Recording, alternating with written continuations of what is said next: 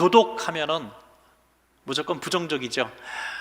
그런데 인류 역사상 가장 멋진 도덕이 있었답니다. 홍길동 생각하는 분도 있겠지만 그런 도덕이 아니고요, 예수님께서 십자가에서 돌아가실 때에 한쪽 편에서 같이 하나님 나라에 갔던 그 도덕이라고 합니다. 그 도덕은 평생 살면서 나쁜 짓만 했습니다. 강도짓, 도덕질을 했어요. 그런데 마지막 죽는 그 순간에 예수님을 하나님의 아들로 인정하고 당신의 나라에 나 좀 데려가 주세요라는 신앙 고백으로 그 짧은 순간에 어마어마한 것을 훔쳤죠. 바로 천국을 훔쳤습니다. 그래서 이 세상에서 금은보화를 훔친 것보다도 하나님 나라를 훔쳤으니 얼마나 큰 대도가 되었습니까? 여러분, 이 세상 살면서 좀도둑 되지 마시고 하나님 나라를 훔치는 믿음의 도둑 되시기를 축복합니다. 오늘은 제 8계명, 도둑질하지 말라라는 계명의 말씀입니다. 여러분, 누차 말씀을 드렸습니다만 10계명 주셨을 그 상황, 그 당시의 상황을 우리가 한번 연상하면 참 좋겠습니다. 이스라엘 백성에게는 사유재산이라는 것이 이전에는 없었습니다. 400년 넘도록 애굽의 노예로 살았기 때문에. 물론 처음에는 요셉을 알던 왕들이 요셉의 가족들을 우대했지만은 요셉을 모르는 세대에 수백 년 세월을 지내오면서 개개인이 가진 소유물들이 물론 있었겠습니다만은 언제든지 바로 왕과 애굽 사람들이 취할 수 있었습니다. 남자아이를 낳으면 강물에 던져 죽일 정도로 포악했으니 무슨 사유재산이 있었겠습니까? 그런데 이제 해방이 되었습니다. 해방이 되어서 광야 생활을 하면서 가나안 땅을 향해서 가는 과정 속에서 주신 것이 바로 10계명입니다. 이제 그들이 내 것이 생긴 거예요. 여러분, 대대로 자기 것이 없다가 자기 것이 생겼으니 얼마나 소유욕이 강하겠습니까? 공산주의 세력에서 오래 살던 사람들이 자본주의의 맛을 봤다가 할까요? 자기 소유를 느끼게 됐죠. 그래서 자기 소유를 갖고 이제 이것을 어떻게 더 불릴까, 더 누릴까, 이런 생각을 많이 했을 것입니다. 그런데 이스라엘 공동체는 아주 특별한 공동체죠. 정착 공동체가 아니라 이동 중인 공동체였습니다. 그래서 자기 집이 없습니다. 텐트를 치고 이렇게 잠시 쉬다가 다시 일어나서 텐트를 걷고 이동해야 했습니다. 그러다 보니까 이제 공동체성이 너무 강한 거예요. 가족 이상으로 이웃이 친하게 되었죠. 그러다 보니까 너 거 내 거 없이 막 나누기도 하고 그랬겠죠. 그런데 어느 날 보니까 집에 중요한 어떤 도구가 없어진 거예요. 아무리 찾아도 안 나타나요. 며칠 있다 보니까 이웃집이 그걸 쓰고 있네요. 그래서 가서 야, 왜 말도 안 하고 가져가? 그랬더니 야, 이웃끼리 뭘 그래, 니꺼 내꺼 어딨어, 좀 쓰다가 돌려주려고 그랬어, 치사하게 왜 그래, 이러면서 자꾸 시시비가 왜 일어나지 않았겠습니까? 법이 없으니까요. 그때 10계명을 주신 것이죠. 야, 남의 거 허락받지 않고 갖고 온 건 도둑질이야. 10계명에 도둑질하지 말라, 법으로 강력하게 말씀하신 것이죠. 이 법을 어기고 이웃집의 물건을 허락도 받지 않고 가지고 오면 이게 도둑질이란 개념이 없었을 때에 도둑질이라고 분명하게 말씀해 주신 것입니다. 여러분, 이 도둑이라고 하는, 강도라고 하는 이 말의 어원을 찾아보면 정말 합당한 것 같습니다. 깨뜨리다, 파괴하다, 그런 뜻을 갖고 있습니다. 이웃의 것을 도둑질하면 이웃과의 관계가 파괴가 되어집니다. 다른 회사의 것을 도둑질하면 회사 간의 관계가 파괴가 되어지고요. 지금은 한 나라가 한 나라를 도둑질하려고 하고 있습니다. 그것은 나라를 파괴하는 것뿐이 아니라 세계 질서를 지금 파괴하고 있지 않습니까? 도둑질은 이렇게 파괴 본능을 가지고 있는 것이죠. 그래서 도둑질하지 말라라고 말하는 거죠. 여러분, 우리 성도님들이 너무너무 친하고 옆에 앉아 있으니까 얼마나 좋습니까? 옆에 친한 성도님 같이 나란히 앉아 있기도 하죠. 그런데 이 친한 관계 파괴되는데 1초도 안 걸릴 수 있습니다. 이웃 옆에 앉은 분의 지갑에 손을 대면 됩니다, 여러분. 그 순간에 파괴가 되어지는 것이죠. 경찰서에 가느니 마느니 난리가 날 겁니다. 도둑질은 그런 것입니다. 도둑질은 신뢰를 파괴하고 관계를 파괴하고 심지어 이 사회를, 질서를 파괴하는 것입니다. 그래서 하나님의 이 믿음의 공동체 파괴시키지 않고 사랑으로 하나 되게 하시는 질서를 주신 것이 도둑질하지 말라. 여러분, 도둑질하지 말라고 주신 이 개념의 중요한 또 밑바탕에 있는 하나님의 말씀은 무엇입니까? 그것은 각 개인의 재산을 인정해 준 것이죠. 하나님께서는 각 개인의 능력에 따라 열심히 산 땀 흘려 번 그 소득에 대해서 하나님은 각각 차별이 있는 것을 하나님이 인정하셨다는 거예요. 다 같이 똑같이 모아서 공동분배하는 이런 체제를 말씀하신 것이 아니라 사유의 능력별의 재산들을 하나님은 인정하셨습니다. 하나님 많이 번 사람들은 베푸는 삶을 살아서 없는 자들을 같이 잘 살 수 있는 이런 방법을 말씀하셨지 뺏어서 주는 것을 말씀하신 것이 아닌 것입니다. 저는 오늘 이 도둑질하지 말라 너무나 단순한 말씀이고 정말 3살 아이도 알 것 같은 이 말씀을 우리들이 어떻게 삶을 통해서 어겨왔는지 설교 준비를 하면서 저 자신도 참 놀라게 됩니다. 저는 크게 2가지로 말씀을 드리려고 합니다. 도둑질하고 있는 우리의 모습 속에서 과연 어떤 것들을 도둑질하고 있는가, 저는 크게 2가지로 말씀을 드리고자 합니다. 혹시라도 내가 도둑질하고 있었던 깨닫지도 못하고 도둑질하고 있었던 부분들이 있다면 이번 한 주간 또 깊이 고민하시고 계명대로 살아가기로 결심하는 한 주간 되시기를 주님의 이름으로 부탁드립니다. 첫 번째로 하나님의 것을 도둑질하지 말라는 거죠. 저는 하나님의 것을 도둑질하는 것이 무엇이 있을까? 성경의 성경 구절들을 찾아보니까 너무너무 많아요. 적어도 10가지 이상 찾아냈습니다. 그 10가지 이상 하다 보면 제가 앞에 뭔 얘기를 했는지 저도 기억을 못할 것 같아요. 그래서 줄여보니까 중요한 거 한 5가지 정도가 나왔습니다. 어떤 법에 이건 정확한 게 아니고요, 제가 추려본 겁니다. 한 적어도 5가지 정도. 그 5가지 정도 있는데 첫 번째가 무엇이냐면 바로 11조를 도둑질하지 말라. 성경에 이것처럼 정확하게 말씀하신 구절이 또 있을까 할 정도로 하나님의 것이라고 말씀하고 있습니다. 말라기 3장 8절입니다. 사람이 어찌 하나님의 것을 도둑질하겠느냐? 그러나 너희는 나의 것을 도둑질하고도 말하기를 우리가 어떻게 주의 것을 도둑질하였나이까 하는도다. 이는 곧 11조와 봉헌물이라. 11조를 내가 내지 않는 것이 하나님의 것을 도둑질하는 것이다. 성경은 그렇게 분명히 말씀하고 있습니다. 지금 이 시대에 참 조심스러운 설교이기도 하고 주제이기도 합니다. 성경을 잘 아는 많은 신학자들 그리고 또 목회자들도 이 11조의 유래와 또 어떤 시대적 상황들을 살펴보면 지금 이 신약 시대에는 이 과거에 얘기했던 이 11조의 개념과 다른 개념이다. 11조의 개념은 이제 구제나 선교를 위해서 우리가 그렇게 드릴 수는 있지만은 이것이 의무가 되어서는 안 된다. 이렇게 많은 분들이 이야기하고 있습니다. 또 한편의 사람들은 하나님의 말씀이 이렇게 말씀하고 있으니 시대가 무슨 상관이 있느냐? 오늘 성경에 분명히 이렇게 기록되지 않았느냐? 그러면 우리의 삶의 11조를 드려야 되는 건 지극히 당연하다. 그럼 11조는 어떤 것이 11조냐? 월급의 11조냐, 소득의 11조냐, 매출의 11조냐, 너무나 복잡하다는 거죠. 그래서 저는 이 11조 설교를 웬만하면 피해 왔습니다. 그래서 어떤 성도님, 목사님 왜 11조 설교를 안 하십니까? 라고 이야기할 정도로 11조 설교를 조심스러워 했었습니다. 그래서 저는 11조는 믿음의 문제다. 저는 그렇게 규정 짓고 싶습니다. 내 믿음이 아직 11조를 인정할 믿음이 아니면 여러분들 누가 얘기해서가 아니라 드릴 필요가 없는 겁니다.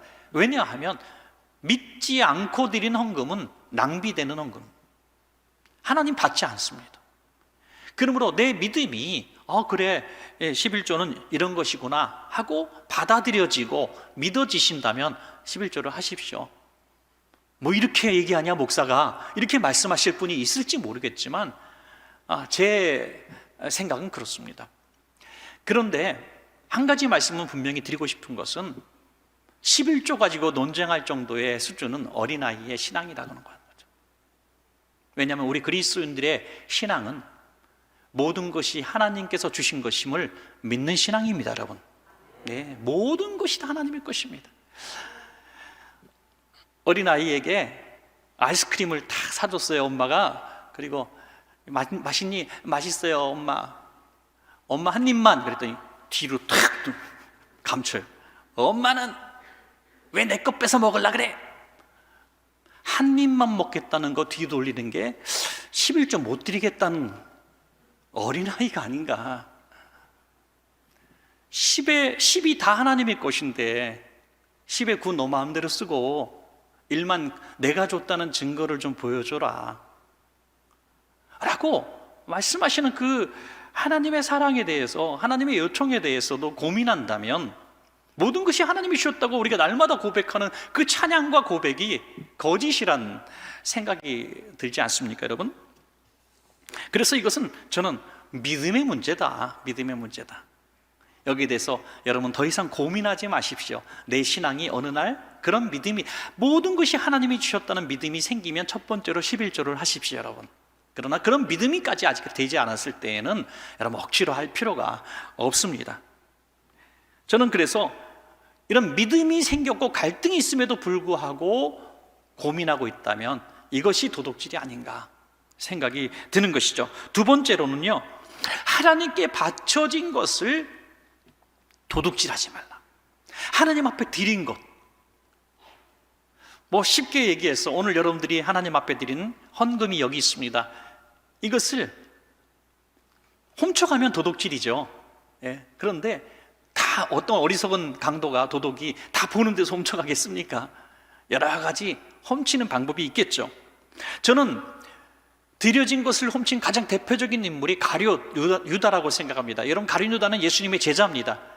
예수님이 뽑으신 제자 중에서 가룟 유다는 이 수학 능력이 남달리 좀 뛰어났던 것 같습니다. 계산을 잘해요.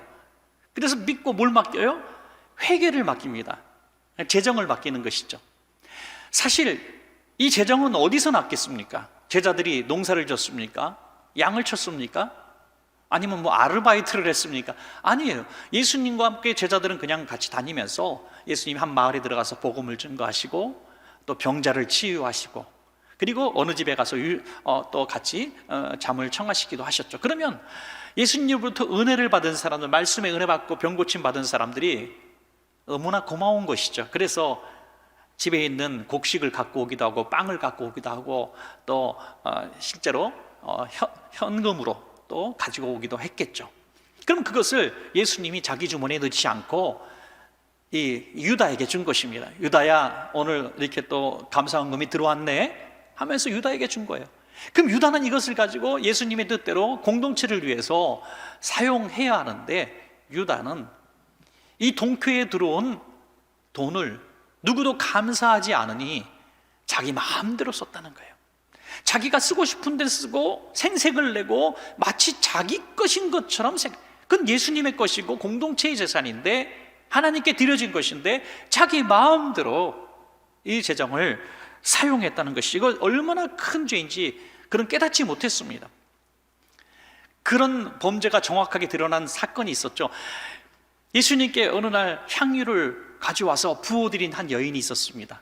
값비싼 향유를 예수님께 확 부어드렸어요. 그랬더니 유다가 큰 소리를, 야, 이 어리석은 여자야, 그걸 팔아가지고 현찰로 갖고 오면 300데나리온 정도 되는데 내가 그 돈 가지고 얼마나 많이 구제하고 좋은 일 쓸 텐데 왜 이런 짓을 했어? 호통을 칩니다. 유다의 마음속에는 300데나리온 돈 들어오면 적어도 이것이 상당 부분 자기가 착복할 수 있는 기회가 생기는 것이었죠. 요한복음 12장 6절에 이렇게 말하면 가난한 자들을 생각함이 아니요 그는 도둑이라, 돈캐를 맞고 거기 넣는 것을 훔쳐가미로라. 성경은 정확하게 말씀하고 있습니다. 유다는 교회의 재정을 훔치는 도둑이었다, 이렇게 말씀하고 있습니다. 홈리와 비느하스 같은 경우도 그렇죠. 엘리 제사장의 두 아들 홈리와 비느하스 제사장입니다. 그들의 사역지는 예배 장소였고 그들이 관리하는 것은 성도들이 바친 제물이었습니다. 이 제물들을 하나님 앞에 드리기로 갖고 온 그 눈물과 땀이 있고 피가 있는 그 예물들을 자기 마음대로 사용한 것이죠. 교회를 통해서, 예배를 통해서 부를 축적했던 사람들이 바로 이런 대표적인 악한 제사장들이었다고 하는 것입니다. 유다는 이것에 죄의식이 없었습니다. 왜? 예수님을 따라다니는 목적 자체가 자기의 부와 성공 때문에 예수님을 따라다닌 것입니다. 예수님이 성공하면 한자리 하려는 마음이었죠. 적어도 재정부 담당한 경제개혁부 장관 정도를 하려고 생각을 했겠죠. 그런데 예수님 십자가 지시고 돌아가신다니 실망하지 않겠습니까? 이제 더 이상 돈통에 돈이 들어올 기회가 없어요. 돈이 말랐어요. 그래서 그가 선택한 것은 예수님으로부터 받은 돈을 착복하는 것이 부족하니 예수님 자체를 팔아넘깁니다, 여러분. 예수님을 팔아넘기고 은 30개를 챙기는 것이 유다였습니다. 바로 하나님 앞에 드려진 것을 훔친 대표적인 사건이죠, 여러분. 하나님의 이름을 이용해서 자기가 착복하는 거 얼마나 취약합니까, 여러분? 요즘에는 조금 드문데요. 저번에 오래전에 가보면 그 역정 같은 데서 모금함을 들고 모금하는 사람들이 종종 눈에 띄었었습니다. 뭐 이만한 모금함에다가 뚫고 무슨 아무개를 돕는 구호 헌금을 걷습니다. 뭐 십자가도 막 그려놓고 그래요. 그런데 제가 아무리 봐도 저도 되게 어리숙한 사람이거든요. 저한테 사기치시면 저 잘 넘어갑니다. 하여튼 뭐 어리숙한 사람인데 이건 아닌 것 같아요. 예, 어디를 봐도 정상적인 기관에서 나온 것 같지 않아요. 그래서 제가 또 정의로운 사람 아닙니까? 딱 가서 어디서 나오셨습니까? 이 단체는 정확하게 어느 단체입니까? 이 단체장은 누굽니까? 전화번호 하나 주십시오. 그러면 다 도망가요. 다 도망가요. 불의이웃을 돕겠다는 이름으로 모금함 들고 돌아다니면서 불의이웃을 팔아서 자기의 이익을 챙기는 아주 악한 도둑놈들이죠. 여러분, 하나님의 이름을 빙자하여 하나님 앞에 드려진 것을 착복하는 거 어마어마한 도둑질입니다. 어마어마한 도둑질.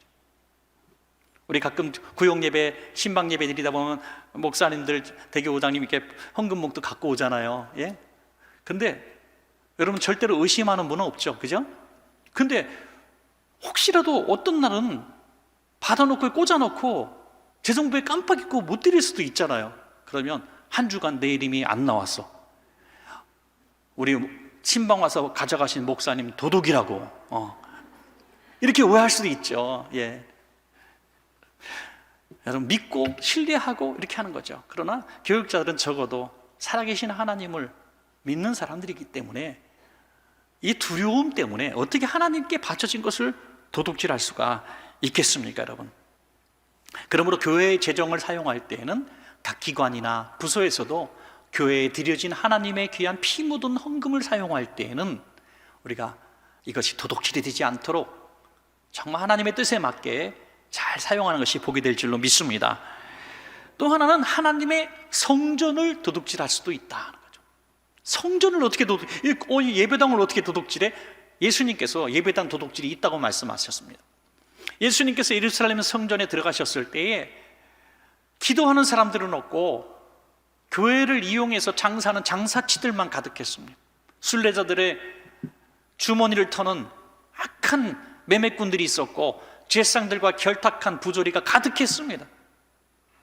예수님께서 상을 뒤집으면서 채찍을 만들고 쫓아내시면서 너희는 하나님의 예배당을, 기도하는 집을 강도의 소굴로 만들었구나. 강도의 소굴. 이게 예배당 도둑질을 하는 것이죠. 예배당 도둑질. 예배당의 목적대로 사용하지 않고 예배당에서 기도하고 하나님께 영광 돌리지 않고 오히려 자기의 유익을 위해서 예배당을 이용하는. 사랑하는 여러분, 극단적인 얘기가 될 수도 있겠습니다만은 어떤 교회가 분쟁이 일어났는데 3개파, 4개, 4개파가 분쟁이 일어난 결국 끝에 가서 어떻게 결론을 냈냐면 이 교회가 100억짜리 교회라면 4파가 인원수별로 돈을 분리해서 교회를 매각하고 돈을 가져가서 참 기가 막힌 예배당을, 하나님께 드려진 이 예배당을 도둑질한 것이죠.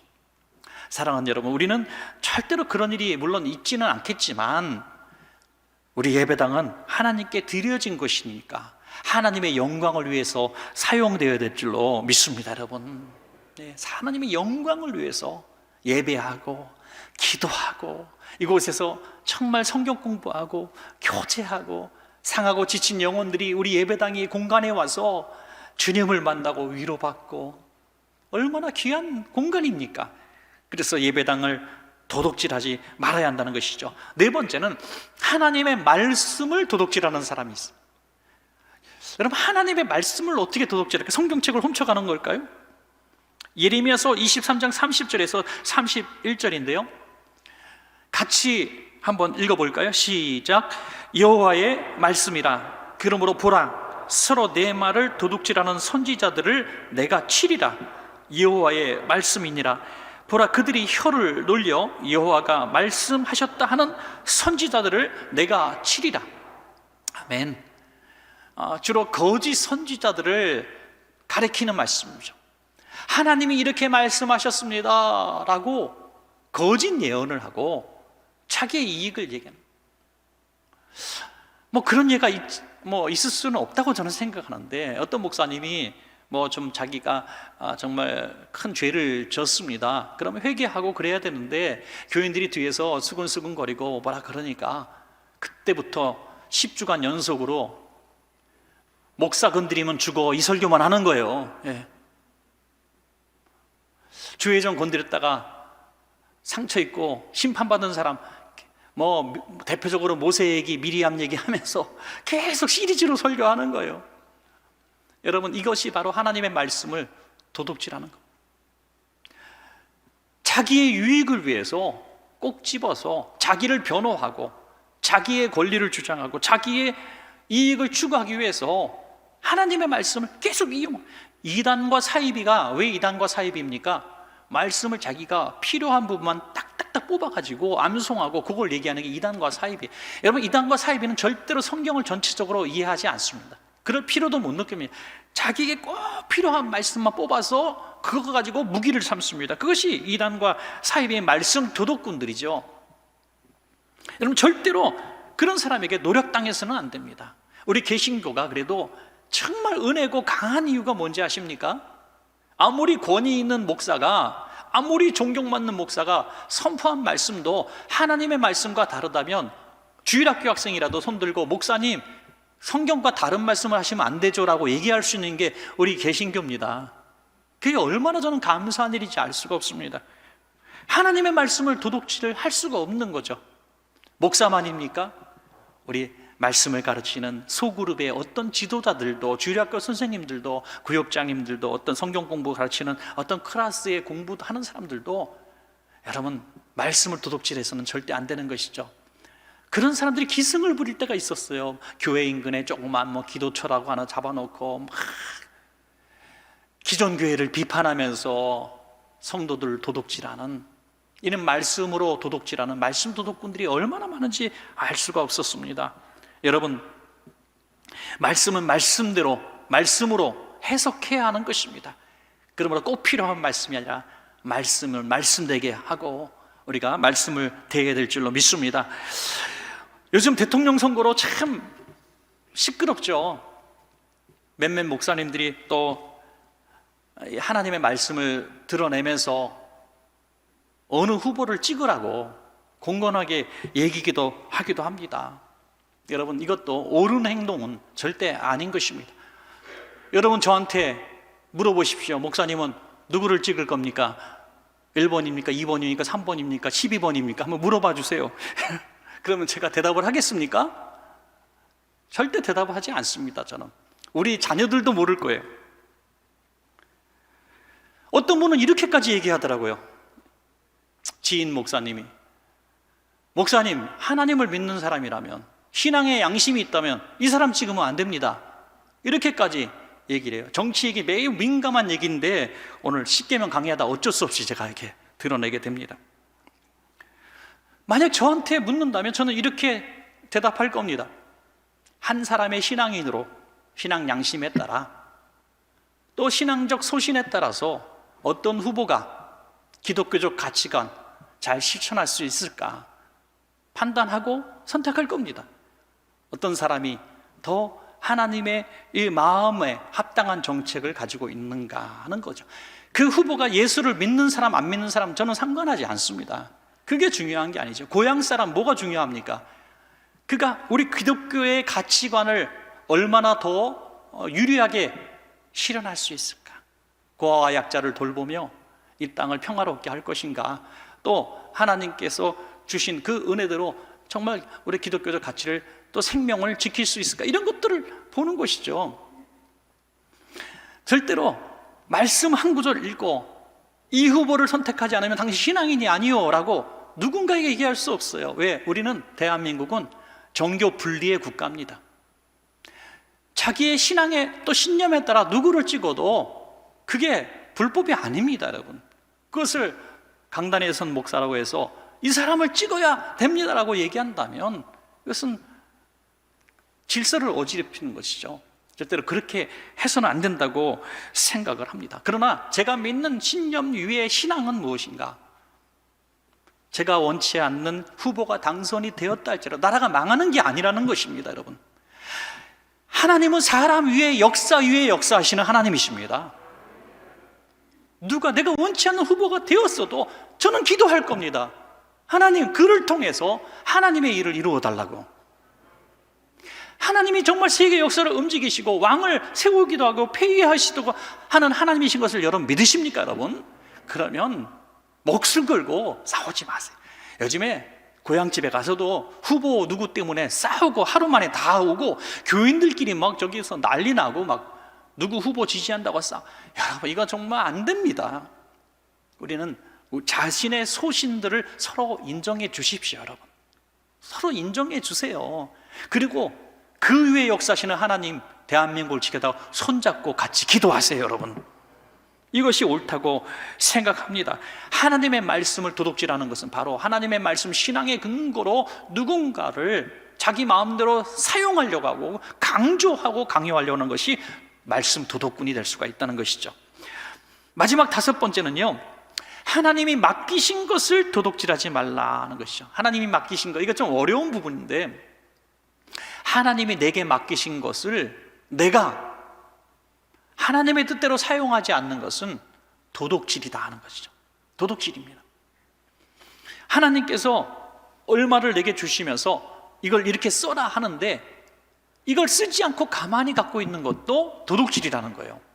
여러분, 마태복음 25장에 분명히 예화로 말씀하고 있습니다. 주인이 먼 여행을 떠나면서 세 사람을 불러서 5달란트, 2달란트, 1달란트씩 주었습니다. 이것은 완전히 준 게 아니라 맡긴 것입니다. 돌아오는 날 다시 그 돈을 가지고 와라 얘기합니다. 그런데 열심히 그 돈을 활용해서 수익을 어떤 손해를 봤던 그게 중요한 게 아니라 열심히 일한 사람들은 칭찬을 받은 거고 그 돈을 땅에 묻어두었다가 그대로 주님 앞에 가지고 나온 사람은 책망을 받습니다. 바로 도둑이 되었기 때문이죠. 도둑. 왜 도둑인지 잘 개념이 이해 안 가시는 분을 위해서 한 가지 예를 드리겠습니다. 회사에서 재정을 관리하는 분이 회사에 내가 관리하는 재정이 한 100억쯤 된다고 합시다. 그거를 어차피 100억이니까 내 통장에 한 일주일 넣었다가 다시 돌려줬어요. 이게 무슨 죄입니까? 횡령죄예요. 횡령죄. 어마어마한 죄입니다. 이거 돌려줬어도요. 하나님이 내게 맡겨주신 시간, 건강, 지식, 여러 가지 것들, 권력, 이런 것들은 하나님의 영광을 위해서 내게 빌려주신 거예요. 빌려주신 거예요. 그러면 하나님의 영광을 위해서 사용하지 않는 것은 내게 주신 것들을 내가 도둑질하고 있는 것이라는 거죠. 왜? 어느 날 하나님이 저와 여러분에게 다시 오실 겁니다. 오셔서 너 내가 준 재능 어떻게 했니? 내가 준 권력 어떻게 했니? 내가 준 물질 어떻게 사용했니? 하나님의 뜻대로 쓴 것이 없으면 도둑질한 거예요. 너무나 유치한 예가 될지 모르겠지만 오늘 찬양도 너무너무 은혜스럽게 잘했잖아요. 찬양을 잘 할 수 있는 은사가 있는데 교회에서 한 번도 찬양을 봉사하지 않으면 은사 도둑질 아닐까요? 하나님이 주신 것들은 하나님의 영광을 위해서 쓰라고 맡기신 거예요. 언제까지 우리가 잘할 수 있을까요? 나이 들면 다 못하더라고요. 힘이 빠지면 찬양하고 싶어도 못해요. 마찬가지입니다. 물질도 사용할 수 있을 때가 있고 재능도 사용할 수도 있고 권력도 있는 자리가 있을 때가 있습니다. 이 맡기신 것들을 하나님의 뜻대로 사용하지 못하는 것이 바로 도둑질이 된다는 거죠. 자, 마지막 두 번째, 이웃의 것을 도둑질하지 말라. 하나님의 것과 이웃 것이 분명히 차이가 납니다. 여러분, 도둑도요, 생계형 도둑이 있고요, 사치를 누리고 또 방탕하기 위해서 하는 도둑질이 있습니다. 요즘 도둑들은 빵 훔치는 도둑이 아니라 바로 사치하고 방탕하기 위해서 훔치는 도둑들이 얼마나 많습니까? 우화에 나오는 말이 있습니다. 좀도둑은 교수형에 처하고 큰 도둑은 나라를 다스린다. 이런 우화가 있어요. 여러분, 그렇습니다. 이 시대에 얼마나 많은 도둑들이 있는지 알 수가 없습니다. 인간의 본능이에요. 아담과 하와를 보십시오, 여러분. 하나님이 모든 것 다 주셨어요. 모든 것을 다 주셨는데 하나님께서 요건 내 거야, 요거 하나는 손대지 마 한 거 뭐예요? 선악과. 그 선악과 하나마저 탐하고 자기 소유를 삼는 것이 바로 인간의 본능이다 하는 거죠. 부족해서가 아닙니다. 먹을 게 없어서가 아닙니다. 이처럼 훔치고 싶은 본능이 있는 것이 도둑이라는 거예요. 그래서 우리는 이웃의 것을 도둑질하지 말기 위해서 우리 두 가지를 꼭 가르쳐야 되는데, 첫 번째는 다른 사람의 것은 절대로 내 것이 아니다. 이걸 가르쳐야 된다는 거예요. 도둑질하지 말라고 가르쳐야 된다는 것입니다. 어린아이가 유치원 다니면서 친구의 학용품 하나 들고 왔다고 합시다. 인형을 하나 들고 왔다. 너 이거 뭐냐? 친구 건데 갖고 왔어요. 왜 갖고 왔냐? 이뻐서요. 얘는 지금 도둑질이 뭔지 몰라요. 그냥 이쁘니까 들고 왔어. 그러면 잘했다, 다음 주에 하나 더 갖고 와라, 이렇게 얘기하면 안 된다는 거죠. 초등학교 1학년 돼서 처음으로 학교를 갔는데 이 친구 볼펜을 하나 훔쳐왔어. 연필을 훔쳐왔어. 야, 너 너무 좋은 연필 가져왔구나. 어디서? 친구 거 내가 꺼내왔어. 그래, 너 내일 또 가서 언니 거도 하나 챙겨와라. 이렇게 얘기하면 도둑질을 키우는 거예요. 엄하게 이건 도둑질이라고 가르치고 눈물 쪽나게 가르쳐야 된다는 거죠. 이런 죄의식이 없으니 도둑질이 죄인지 모르니 점점 고급 도둑질. 어떤 좀도둑이 잡혀서 감옥에 갔는데 한 1년쯤 살았어요. 사는데 이 친구는 1년 동안 감옥에 있으면서 반성하고 회개하는 게 아니라 내가 왜 잡혔는가만 고민하고 조금 거기서 선배 도둑님을 만나서 특강을 듣고 이제 내가 안 잡히는 법을 연구해서 나온다는 거예요. 왜 도둑이 죄라는 생각을 하지 않고 안 걸리는 게 낫다는 생각만 한다는 거죠. 이게 이 시대의 죄에 대한 무감각이라. 그래서 우리 자녀들에게 도둑질은 나쁜 거야 라고 가르쳐 줘야 된다는 거죠. 요즘 아이들이 얼마나 죄의식이 없는지 아십니까, 여러분? 얼마 전에 경기도 모 지역에서 중학교 학생들이 문화행사를 했는데 이제 점심 식사를 하게 되었습니다. 학교에서 준비한 도시락을 먹고 이제 오후 행사하기 전에 시간이 좀 남았어요. 그때 아이들이 인근에 있는 편의점에 막 몰려갔습니다. 배도 고팠기도 하고 군것질하러 갔겠죠. 그런데 너무나 많은 수백 명의 학생이 들어갔습니다. 편의점이 조그마니까 직원 한두 명이 안 되는 거예요. 그래서 물건을 들고 밖에 줄을 쭉 쓴 진풍경이 벌어지게 되죠. 시간은 얼마 안 남았으니 선생님이 부르는 소리가 들리니 애들이 물건 갖고 다시 돌려주지 않고 그냥 가지고 가버렸어요. 얼마나 많은 학생들이 물건을 도둑질했는지 몰라요. 그래서 편의점 사장이 고소를 했어요. 학교를 대상으로. 선생님들이 자수해라, 자수해라, 자수하면 봐준다, 자수하면 광명이 온다 해가지고 325명이 자수를 했어요. 325명. 그래서 10,000원씩 걷어가지고 학교에서 갖다 주고 학부모들이 싹싹 빌었어요. 거기에 자수하지 않은 학생들이 또 많대요. 그래서 이 간신히 이 문제를 해결했는데 아이들이 불평하는 게 너무나 놀랐다는 거예요. 괜히 자수했어. 자수하는 바람에 이게 뭐야? 창피당하고 끝까지 버틴 아이들이 승 이러고 있어요. 그리고 또 얘기합니다. 우리 잘못이 아니라는 거예요. 계산을 해주지 못한 편의점이 잘못이지 왜 우리가 잘못이냐고. 죄의식이 이렇게 없어요, 여러분.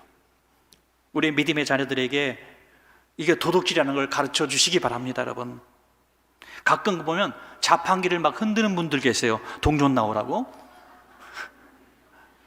자판기 버튼 누르면서 예수 이름으로 나올지어다. 여러분, 이건 행운이 아니라 도둑질이라는 거죠. 끝으로 이웃의 것을 도둑질하는 방법 두 번째는요, 남의 거 훔치는 것만 도둑질이 아니라 주어야 될 것을 주지 않는 것이 도둑질이라는 거예요. 이를테면 일을 부려먹고 돈을 줘야죠. 약속된 급여를 줘야 되는데 줄 돈이 없는 경우를 얘기하는 게 아니라 줄 수 있는데 미루고 늦게 주는 사람들, 줄여서 주는 사람들, 약속된 것보다 작게 주는 사람들을 얘기하는 거예요.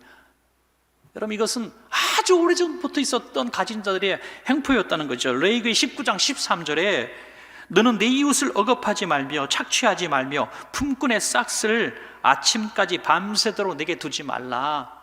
왜? 그날 줘야 그 사람이 그걸 가지고 빵을 사갖고 가서 자기 자녀들과 함께 허기를 달랠 텐데 그걸 왜 다음날 주냐 이거죠. 미뤄서 주냐 이거죠. 주라는 거예요.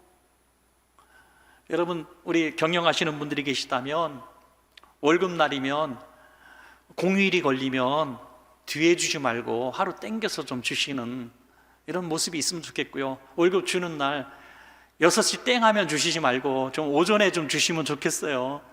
참 우리 교회는 그렇게 하고 있는 것이 너무나 감사를 드려요. 예. 사랑하는 여러분, 이제 너무너무 그 월급날만 기다렸던 친구들이 월급 ATM기에 가서 카드를 꽂았는데 돈이 안 들어왔어. 4시에 또 했는데 또 안 들어왔어. 6시에 했는데 또 안 들어왔어. 그러면 그날 안 들어온 거예요. 너무나 속상해. 다음날 하루 늦으면 오겠지. 다음날 또 안 들어와서 얼마나 슬프겠습니까, 여러분? 이게 도둑질이라고 성경에서 말씀하고 있는 거예요. 도둑질이라고. 어떤 분은 이 사람한테 돈 빌리고 저 사람한테 돈 빌리고 저 사람한테 돈 빌리는데 자기는 잘 쓰고 다니는 사람이 있어요.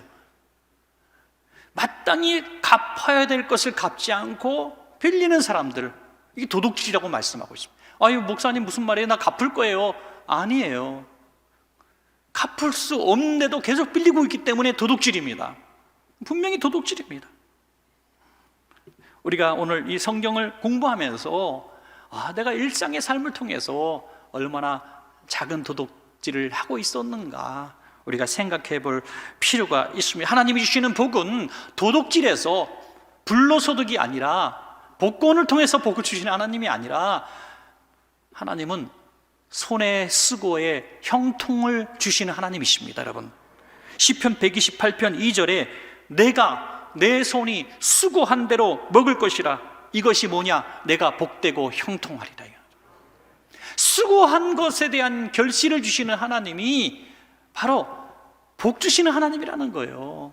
수고한 대로 다 먹지 못해요. 열심히 새벽부터 밤늦게까지 일하지만 어떤 사람은 노력은 너무너무 많이 했는데 얻는 것이 없는 사람도 있고요. 어떤 사람은 수고한 대로 먹는 것이 있는 사람이 있어요. 그 사람이 복되던 사람이라는 거죠.